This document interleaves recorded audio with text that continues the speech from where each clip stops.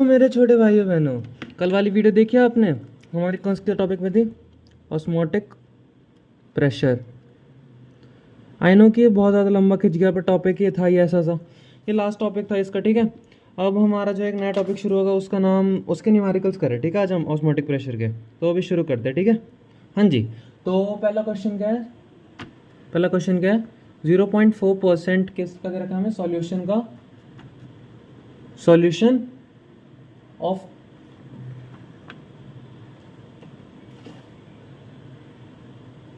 Urea.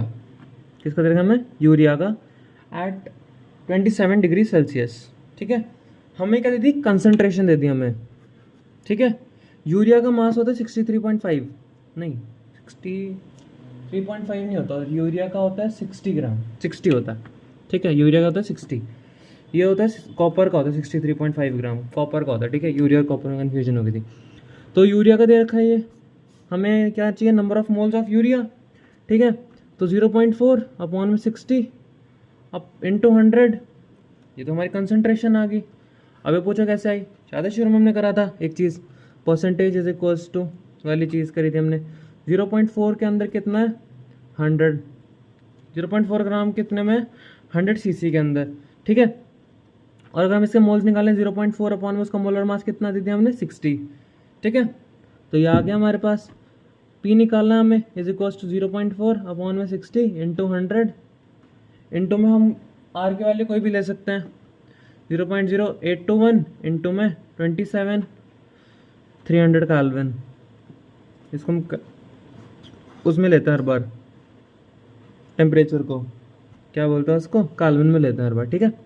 तो ये हो गया first question solve. As second question देखो, सेकंड क्वेश्चन में क्या है कि 0.8% सुक्रोज एट 25 डिग्री सेल्सियस। क्या ये 0.8 डिग्री, मतलब 0.8% सुक्रोज एट 25 डिग्री सेल्सियस, ठीक है।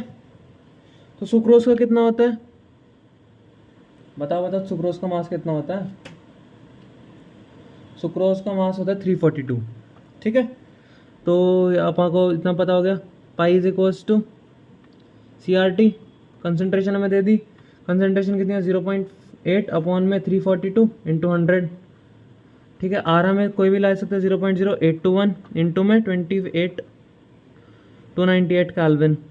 ये आ गई पाई की वैल्यू, ठीक है। सॉल्व कर लेना, आंसर आ जाएगा। अब थर्ड क्वेश्चन देखो, इसमें क्वेश्चन नंबर 3, ठीक है। क्वेश्चन नंबर 3 में क्या कहा गया? किसका ले लिया हमने? आपके पास ले लिया 0.8% ग्लूकोज। टेम्परेचर कितना दे दिया? 27 डिग्री सेल्सियस, ठीक है। तो क्या है? कंसंट्रेशन हमारी कितनी आ गई? ग्लूकोज का मास होता है 180, ठीक है। तो 0.8 अपॉन में 180 इंटू 100, ये बात तो क्लियर हो गई इतनी तो, ठीक है। Pi is equals to CRT, pi की हमें वैल्यू निकालनी, इज इक्वल्स टू सी कितना दे दिया हमें? 0.8 अपॉन में 180 इंटू 100 इंटू कितना? 0.0821 या 831 भी ले सकते हो अगर बाहर में निकालना हो आंसर तो, इंटू में 300। इतनी बात क्लियर हो गई। और फिर हम इसके बाद अगला क्वेश्चन देखना क्या है। सेम यही है, 0.4 मोलर है इसमें आपके पास सॉल्यूशन ऑफ यूरिया, ठीक है। क्वेश्चन नंबर 4 में क्या दे दिया? 0.4 मोलर, ठीक है। आपके बारे में मोल सीधे दे दिए, कंसंट्रेशन में हमें मोल्स दे दिए और अपन सॉल्यूशन 1000 होता है, ठीक है। तो क्या दे दिया? 0. Pi is equals to CRT question, ठीक है। फॉर्मूला ये, पाई की वैल्यू कितनी थी? 0.4 अपॉन में 1000 इंटू में 0.0821 इंटू में टेम्परेचर 300। हो गया क्वेश्चन सॉल्व। कोई प्रॉब्लम इसमें तो नहीं आएगी, ठीक है। अब की बार ना क्वेश्चन है, ठीक है। ये क्वेश्चन है 0.3, इसमें हमें दे दिया मोलल, ठीक है। मोलल दे दिया हमें, और हमें दे दी रो, डेंसिटी दे दी हमें 1.4 ग्राम। कितनी दे दी हमें डेंसिटी? 1.4 ग्राम्स, ठीक है। मोलल दिया है, इट मीन्स हमें सॉल्यूट दिया है, हमें निकालना है सॉल्यूशन। सॉल्यूशन कैसे निकालेंगे? मैं बताया था, mass upon volume is equals to होता है डेंसिटी, हमें वॉल्यूम पता है कितनी होगी इसमें 1000, मास हमें कितना दे रखा है 0. इसमें दे रखा है, हमें देखना पड़ेगा इसमें हमें क्या दे रखा है, बताओ बताओ बताओ। तो अगर सॉल्यूट हमें इतना दे रखा है 0.4 मोल्स, ठीक है, कितना दे रखा है 0.4 मोल्स, ठीक है, और सॉल्यूट कितना है हमारे पास, तो हमें इसमें क्या दे रखा है मास, ठीक है, ये दे रखा है, ये ग्लूकोज का है, ठीक है, कितना दे रखा है हमें 0.3 ग्राम्स, ठीक है। तो हमारे पास क्या आ जाएगा, ये 0.3 इंटू में करेंगे हम 180 इज इक्वल टू 54 ग्राम्स आ गए, हमारे पास आ गया सॉल्यूशन। क्योंकि वो सॉल्व बहुत छोटा है क्वांटिटी इसके मुकाबले, तो हम इसको इग्नोर कर देंगे, ये तो नहीं करनी तो ये भी कर सकते हो, 53.6 भी आ जाएगा वो ग्राम, ठीक है, या सीसी में कुछ भी लिख लो, ठीक है। अगर इसको सीसी में कन्वर्ट करने क्या करेंगे, 54 अपॉन में 1.6, ये भी तो ग्राम्स में निकल के आया ना, वो जो हमें डेंसिटी दे रखी है वो इसीलिए दे रखी है, डेंसिटी कितनी दे रखी है 1.4, 1.6 नहीं 1.4, हाँ। तो इसका जो आंसर आएगा वो क्या आएगा, वो सीसी में कन्वर्ट हो गया अभी है, ठीक है। तो pi is equals to CRT, ठीक है। तो किस तरह आएगा 54 अपॉन में 1.4 इंटू में 1000 इंटू में 0.0821 इंटू में कितना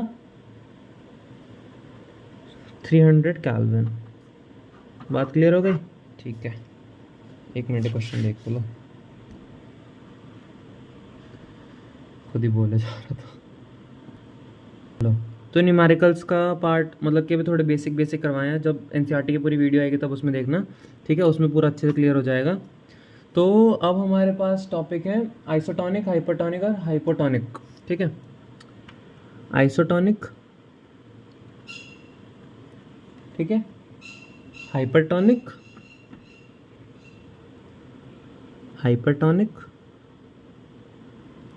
और क्या है हाइपोटोनिक। क्या क्या चीज़ है, हाइपर, हाइपो और आइसो, ठीक है। इसके अंदर क्या होता है कि जब isotonic solution which have same osmotic pressure,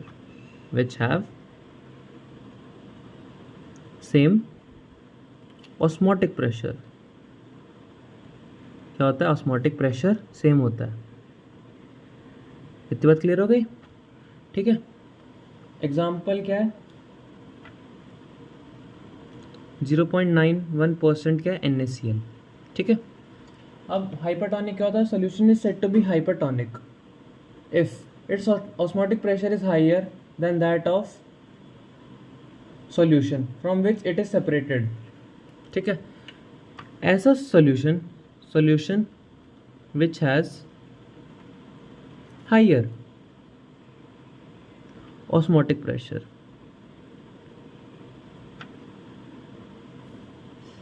when separated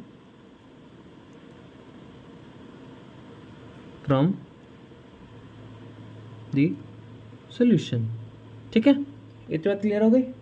और हाइपोटोनिक का solution is said to be hypotonic if its osmotic pressure is lower than that of solution, ठीक है। इसका solution which has lower osmotic pressure than its solution when it is separated from,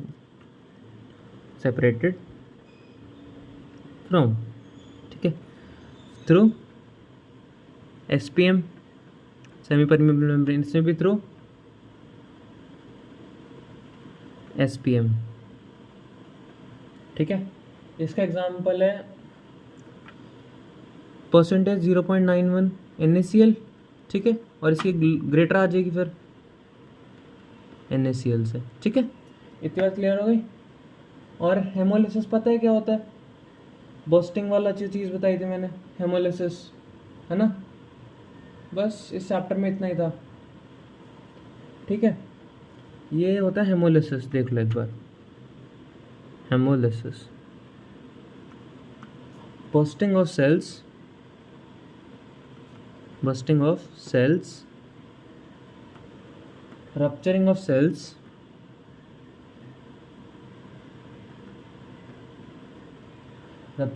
when placed in hypertonic solution. Rupturing of cells when placed in hypertonic solution. कैसे solution में? Hypertonic, जिसमें NaCl की value क्या है? Hypotonic, sorry hypotonic, क्योंकि इसमें NaCl की value क्या है? हाइयर है, ठीक है, ज़्यादा है, ठीक है। ये बात क्लियर हो गई? एक बार इसका स्क्रीनशॉट ले लो, इंपॉर्टेंट है टॉपिक। ले लिया? तो ये चैप्टर में अभी थोड़ा एक टॉपिक और रह गया, मोंटा फैक्टर, ठीक है, उसके बाद ये चैप्टर ख़त्म हो जाएगा। और ये चैप्टर मतलब इम्पॉर्टेंट है, इसको प्रैक्टिस कर लेना कि ठीक है, कल हम जो करेंगे वो मोंटा फैक्टर करेंगे, ठीक है। वो बहुत इंपॉर्टेंट टॉपिक है, मतलब कि क्वालिटेटिव प्रॉपर्टीज़ के अंदर कैसे सुधार करते हैं वो चीज़ें बताता है। उसके अंदर अल्फ़ा क्या, ये चीज़ वो चीज़, हर चीज़ की वैल्यू मतलब बताता रहता है वो।